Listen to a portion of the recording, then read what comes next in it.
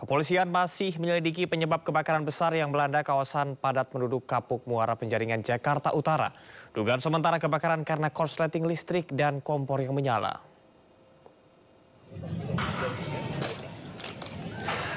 Petugas Kepolisian Polres Jakarta Utara Sabtu malam mendatangi lokasi kebakaran yang menghanguskan 500 rumah di Kampung Rawa Indah, Kapuk Muara Penjaringan, Jakarta Utara.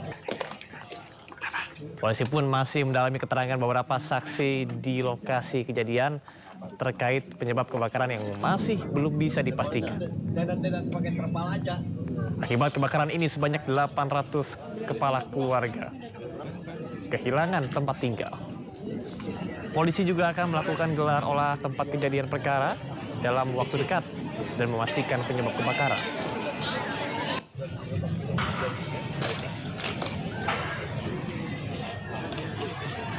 Masih mendalami keterangan saksi karena ada beberapa saksi yang mengatakan berbeda ya, karena api ini diketahui sudah berada di lantai 2. Ada yang mengatakan dari korsleting listrik, kemudian ada yang dari kompor yang ditinggal masa. Nah, ini akan kita pastikan, kita akan mendatangkan dari Puslapor Mabes Polri yang rencananya mungkin besok atau lusa akan datang untuk melakukan olah TKP lokasi awal mula terjadinya api. Berarti itu dari lantai 2 penegasan aja kontrakan atau gimana Pak Kapolres? Nah, ini rumah penghuni, rumah hunian, rumah tinggal. Ya, jadi warga mengetahuinya karena itu bertepatan dengan sholat Jumat. Ya. Sebelumnya sekitar 500 rumah semi permanen di Kapuk Muara Penjaringan, Jakarta Utara ludes terbakar Jumat siang. Petugas membutuhkan waktu hingga 12 jam untuk memadamkan api.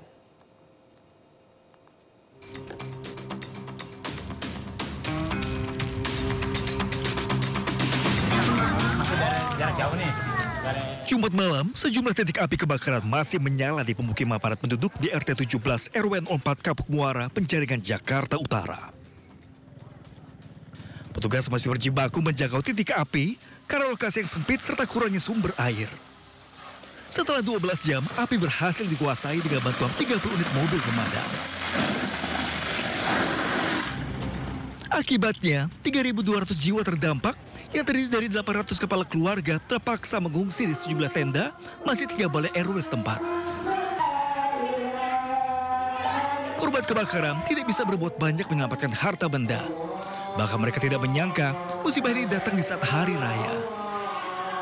Ya hancur, udah habis semuanya. Ada yang bisa diselamatkan, barang-barang berharga gitu? Ya, barang-barang ketinggalan, kulkas, motor semua kebakar. Yang bisa diselamatkan hanya Cuma ya badan sendiri sama anak sendiri, itu aja. saat ini Mbak memilih ke rumah saudara atau mengungsi di sini gimana? Saudara juga sama aja kebakaran semua. Jadi ngungsi aja di sini. Sejak Jumat siang, total ada 485 rumah warga di Penjaringan, Jakarta Utara terbakar. Material yang mudah terbakar membuat api semakin membesar, merambat ke rumah lainnya. Kebakaran ini tadi terjadi sekitar habis sholat Jumat ya, kurang lebih jam 12 sampai jam 1. Ini tahu kami dapat laporan, ternyata asap juga sudah cukup tinggi, sudah hitam sekali, dan situasi juga perlambatan sudah mulai lumayan banyak. Ini yang kebakar apa Pak? Yang terbakar ini di sisi belakang saya adalah rumah-rumah ya, rumah-rumah semi permanen. Namun sampai ke lari ke sebelah utara itu ada tumpukan sampah atau barang-barang bekas yang lumayan tinggi. Jadi kita ada 2 penyerangan di sisi selatan dan sisi utara. Sejumlah warga pun berusaha membantu petugas memadamkan api. Sementara warga lainnya berusaha menyelamatkan harta benda mengingat api cepat menyebar. Kebakaran diduga karena korsleting listrik dari salah satu rumah warga dan menyebar ke bangunan lainnya. Dari Jakarta, Sofia Firdaus, iNews melaporkan. Pemirsa, jenazah korban kebrutalan kelompok kriminal bersenjata di Papua disambut histeris keluarga di Purwakarta, Jawa Barat. Korban dan seorang rekannya tewas ditembak KKB saat sedang mengerjakan pembangunan gereja di Kabupaten Jayawijaya.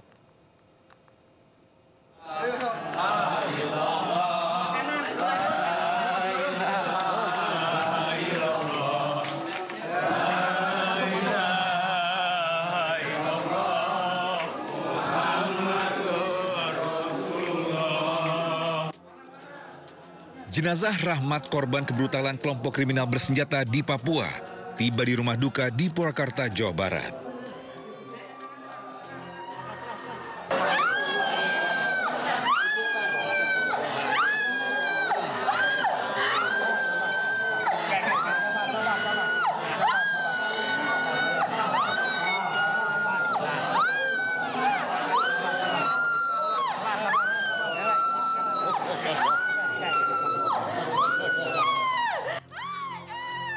Istri korban menangis histeris, tak kuasa menyaksikan suami tercinta pulang dari kondisi tak bernyawa. Bahkan sejumlah anggota keluarga yang lain jatuh pingsan.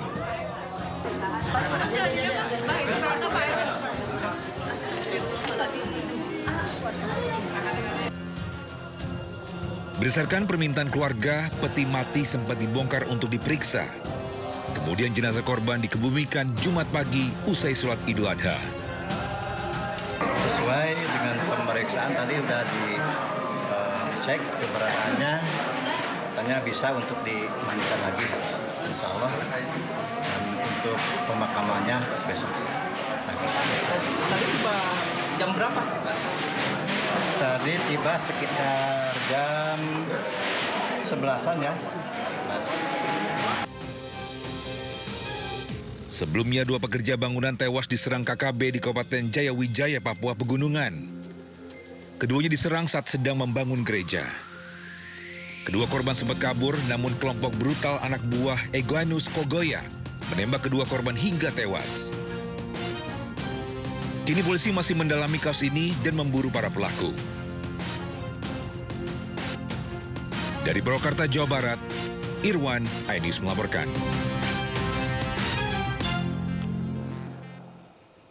Pemeriksa Fakultas Ekonomi Bisnis Universitas Lampung mengakui ada kelalaian pelaksanaan diksar organisasi pecinta lingkungan hingga menewaskan Pratama Wijaya.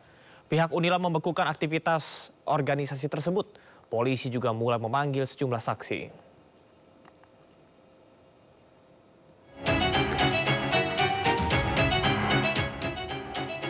6 bulan tidak terungkap kasus kematian Pratama Wijaya, mahasiswa Fakultas Ekonomi Bisnis Universitas Lampung, Unila kini mulai diselidiki. Setelah orang tua melapor ke polisi 3 Juni lalu, Polda Lampung akan memanggil sejumlah saksi, termasuk senior korban dan panitia diksar mahasiswa ekonomi pecinta lingkungan atau MAHEPEL. Sementara itu, kampus Unila mengaku ada kelalaian dalam pelaksanaan diksar dan mempersilahkan kepolisian mengusut tuntas kasus kematian Pratama Wijaya. Pihak dekanat telah membekukan aktivitas MAHEPEL dan memberikan saksi ke panitia diksar. Hukumannya yang pertama membuat surat pernyataan bahwa jika terulang lagi maka mereka akan dibekukan organisasinya. Kemudian yang kedua, sebagai pendidikan buat mereka, maka karena mereka pencinta lingkungan, kami hukum dengan membersihkan lingkungan yang luas itu. Itu kan penuh dengan kotoran. Pratama Wijaya meninggal akibat penggumpalan pembuluh darah di kepala. Korban ditendang di bagian dada dan perut dan dipaksa minum spiritus saat mengikuti diksar MAHEPEL November tahun lalu. Sepulang diksar, kondisi korban terus memburuk hingga meninggal 30 April lalu. Tidak hanya Pratama Wijaya, salah seorang peserta diksar lain juga mengalami pecah gendang telinga akibat kekerasan seniornya. Dari Bandar Lampung, Andreas Afandi melaporkan.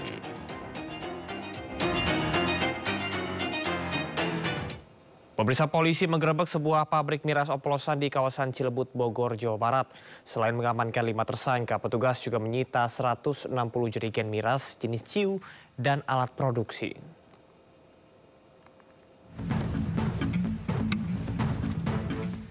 Satrarkoba Polresta Bogor Kota menggerebek sebuah pabrik minuman keras oplosan di kawasan Cilebut Timur, Kabupaten Bogor, Sabtu siang. Di pabrik yang sudah beroperasi 2 tahun ini, aparat pun menemukan 160 jerigen miras jenis ciu yang siap diedarkan ke warung yang ada di wilayah kota dan Kabupaten Bogor. Selain itu, petugas juga mendapati berbagai alat produksi serta ribuan botol air mineral yang menjadi kemasan miras jenis ciu ini. Turut diamankan 5 tersangka yang terdiri dari pemilik pabrik miras hingga para karyawan. Dari pemeriksaan sementara, petugas, omset pabrik miras ini bisa mencapai keuntungan sebesar 6 juta rupiah per harinya. Penggerebekan pabrik minuman keras oplosan di wilayah kawasan Cilembu Timur, Kabupaten Bogor. Adapun barang bukti yang disita yaitu berupa kurang lebih 160 jiligen minuman keras. Para tersangka dijerat pasal 106 Undang-Undang Nomor 7 Tahun 2014 tentang perdagangan izin edar miras dan terancam hukuman 4 tahun pidana penjara. Dari Bogor, Jawa Barat, Andi Firmansyah melaporkan. Pemirsa, klinik kecantikan ilegal yang dijalankan seorang wanita di Pringsewu, Lampung digerebek oleh polisi. Saat penggerebekan, pelaku tengah mempersiapkan infus whitening untuk calon pelanggannya.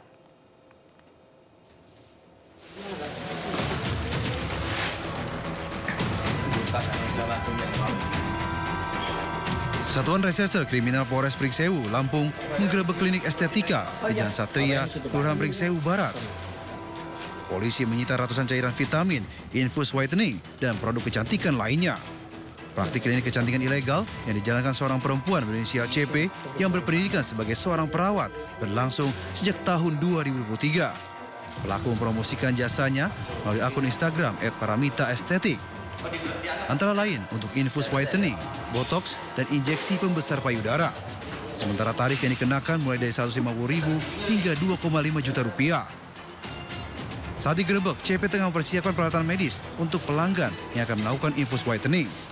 Untuk saat ini terkait penerapan pasal seperti disampaikan Kapolres, itu kita fokus di penyediaan informasi yang tanpa izin, lalu melakukan kegiatan tidak sesuai dengan kompetensi.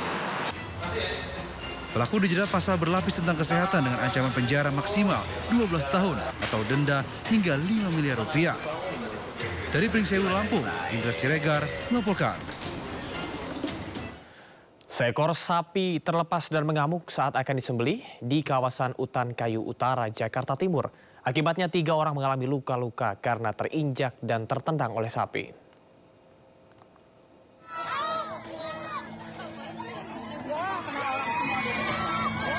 Warga panik saat seekor sapi berbobot 400 kg terlepas dan mengamuk di Jalan Multikarya 2, Utan Kayu Utara, Matraman, Jakarta Timur, Minggu pagi.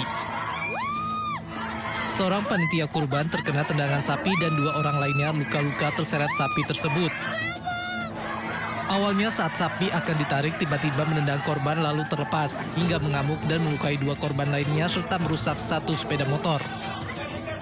Ngambil tali, sapi udah diikat, sapi pantat sebelah kanan, saya ngambil tali, totalnya saya nggak berasa, totalnya saya langsung digepak, truk langsung jatuh ke di belakang, ditarik orang langsung. Setelah setengah jam, sapi tersebut berhasil ditangkap dan langsung disembelih. Diduga sapi tersebut stres melihat sapi lainnya yang disembelih.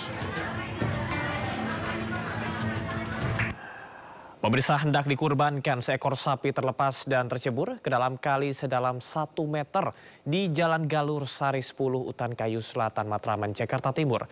Sapi berhasil dievakuasi setelah warga dibantu petugas pemadam kebakaran membuat tangga kayu sebagai pijakan agar sapi bisa naik ke daratan.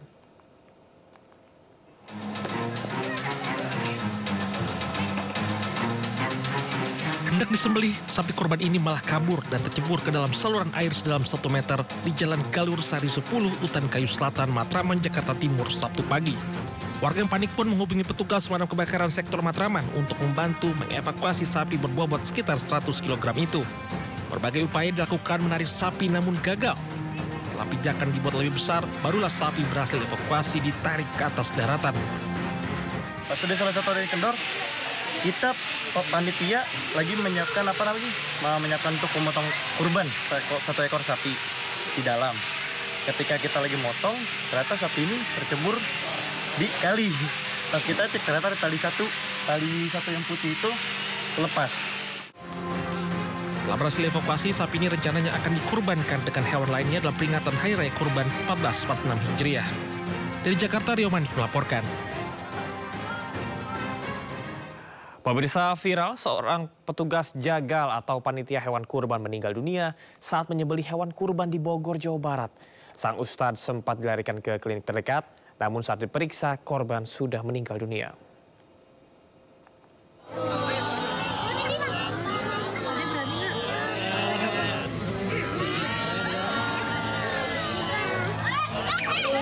Detik-detik petugas penyembelih hewan kurban bernama Ustadz Idam Holid meninggal dunia saat melakukan penyembelihan hewan kurban milik warga di Bogor, Jawa Barat hingga viral di media sosial.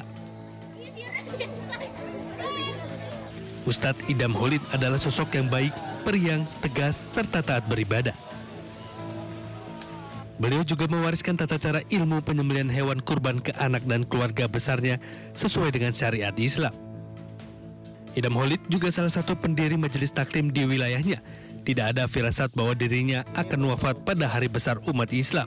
Ketika sedang penyembelihan, ditarikan ketika golok orang tua saya itu, tapi udah selesai pemotongan itu, ya orang tua saya nggak kuat, akhirnya jatuh gitu kan, jatuh sesuai dengan video yang ada kayak gitu. Tapi dalam segi kesehatan kita pastikan dalam keadaan sehat.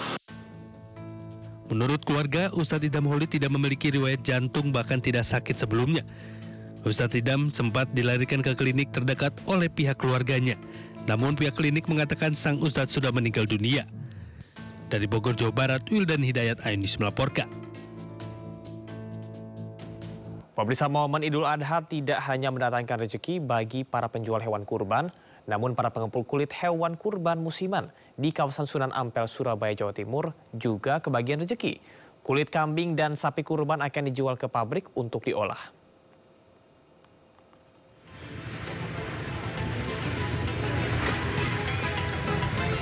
Inilah suasana pengepul kulit hewan kurban di Jalan Nyamplungan, kawasan Sunan Ampel, Surabaya. Terus didatangin oleh orang yang menjual kulit hewan kurban. Untuk kulit kambing dihargai Rp30.000 per lembar, sedangkan kulit sapi dihargai Rp5.000 per kilogramnya.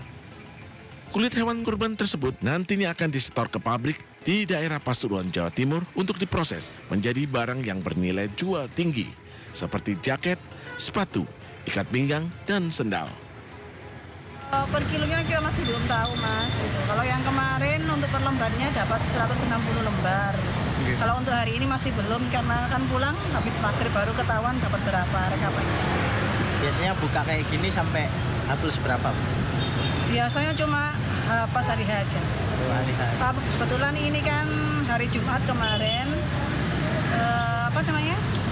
jadi satu sama Jumat, hari Jumat ya, Jumatan, jadinya waktunya lebih pendek. Namun, ia mengaku penerimaan kulit kurban tahun ini menurun dibanding Lebaran Idul Adha tahun 2024 kemarin. Dari Surabaya, Jawa Timur, Nur Syafi'i, iNews melaporkan. Pemirsa, Taman Marga Satwa Ragunan menjadi primadona di saat libur panjang akhir pekan. Di momen Hari Raya Idul Adha tercatat belasan ribu warga mengunjungi Ragunan. Diprediksi belasan ribu warga akan mengunjungi kebun binatang yang dikenal dengan tiket murah meriah ini. Jumlah pengunjung pada momen libur panjang kali ini mengalami peningkatan jika dibandingkan dengan akhir pekan normal. Para pengunjung pun dapat membeli tiket secara online ataupun membeli langsung di lokasi. Gajah bermakan, makan banyak banget ya.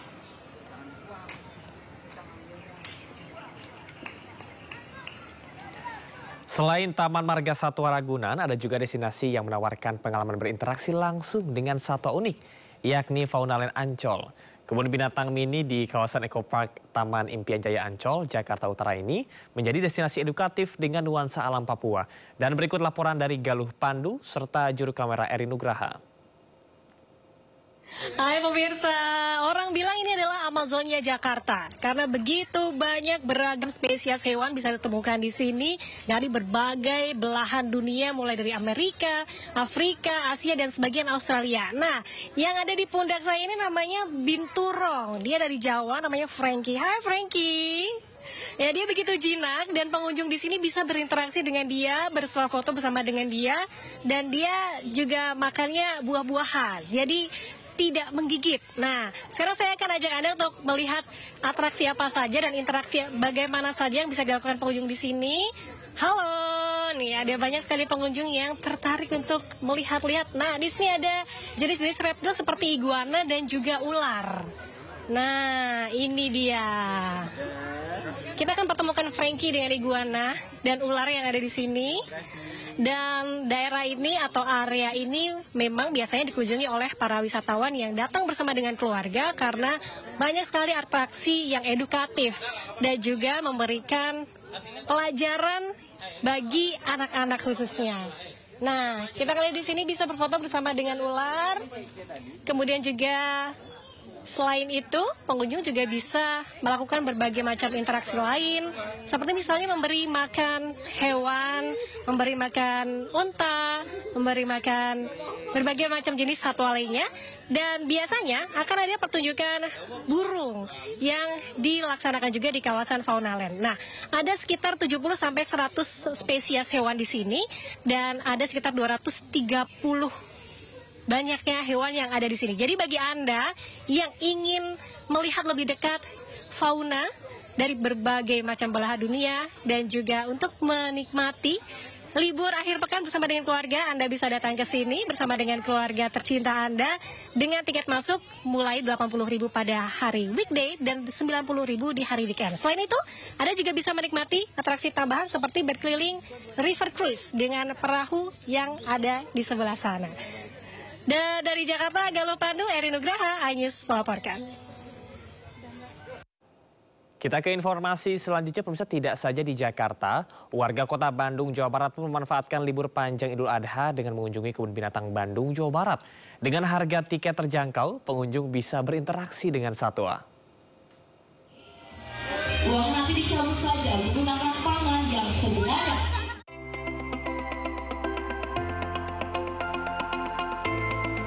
Hari kedua libur panjang Idul Adha, ratusan hingga ribuan orang memenuhi kawasan wisata di Kebun Binatang Bandung, Jawa Barat.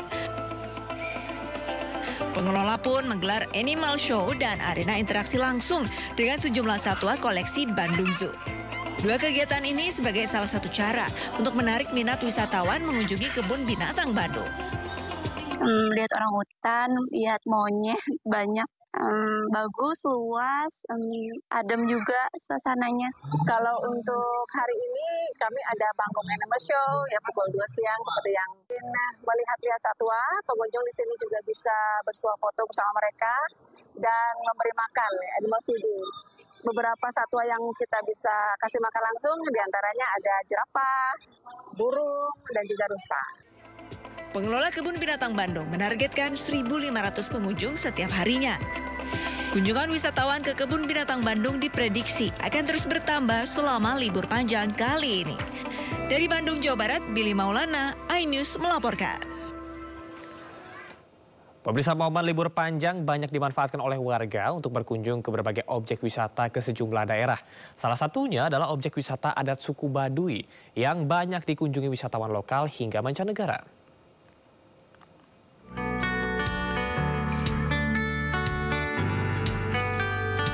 Objek wisata adat suku Baduy yang berlokasi di Desa Kadekes, Kecamatan Leuwidamar, Kabupaten Lebak, Banten, ramai dikunjungi wisatawan lokal hingga mancanegara. Para pengunjung yang datang ke objek wisata Baduy mulai dari orang tua, remaja, dan anak-anak untuk memanfaatkan libur panjang. Para pengunjung memilih objek wisata Baduy dikarenakan suasana alam yang masih asri dan keanekaragaman budaya yang masih dipegang teguh warga adat. Karena yang pertama lebih dekat dari Jakarta. Terus banyak juga yang penasaran sama budayanya, sama sejarahnya. Jadi it's okay untuk mencoba. Oh gitu. Saya 2 kali. Terus gimana ekspektasinya sekarang gimana? Luar biasa. Kan udah lama ya, dari 2000 berapa terakhir gitu. Baru sekarang lagi. Tadi ke mana, Bu? Sampai ke ujung jembatan. Tak hanya itu, para pengunjung pun bisa melihat dan membeli hasil kerajinan tangan yang dibuat sendiri oleh warga Baduy sebagai oleh-oleh. Dari Lebak, Banten, Iskandar Nasution, iNews melaporkan. Kecewa soal tambang nikel di Raja Ampat, masa protes kunjungan Menteri SDM Bahlil Lahadalia ke Sorong, Papua Barat Daya. Tetaplah di Sindo Sore.